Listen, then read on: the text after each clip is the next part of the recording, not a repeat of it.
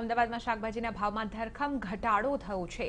જમાલપુર એપીએમસીમાં શાકભાજીની આવક મોટા પ્રમાણમાં થતા ફક્ત એક જ દિવસમાં મોટાભાગના શાકભાજીના હોલસેલ ભાવ અડધા થઈ ગયા છે।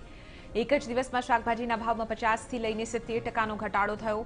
શાકભાજીની આવકમાં 50% વધારો થયો છે। પરપ્રાંતમાંથી આવતી અનેક શાકભાજીની આવક વધી ગઈ છે, જેને પગલે ગઈકાલની સરખામણીએ આજના ભાવ ખૂબ જ ગગડી ગયા છે।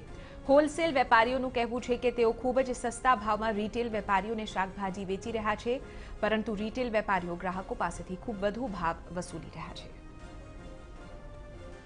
लगभग 2 દિવસ પહેલા 70 થી 80 રૂપિયા કિલો હોલસેલમાં વેચાતી હતી। એ જ શાકભાજી આજે 15 થી 20 રૂપિયા કિલો હોલસેલમાં વેચાઈ રહી છે।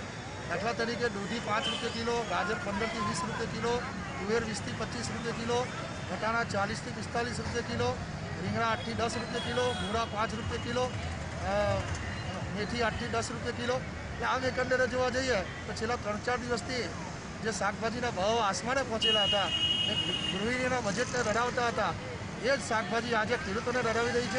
એ 5-5 કિલો લઈએ ને અમારા પાસેથી લઈએ મોંઘું વેચે છે। બાકી અત્યારે શાકભાજીનો બિલકુલ ભાવ નથી, બિલકુલ સસ્તું છે, બધું 40-30 રૂપિયા કિલો છે ને અંદર 15-20 રૂપિયા કિલો થઈ ગયો છે ભાવ।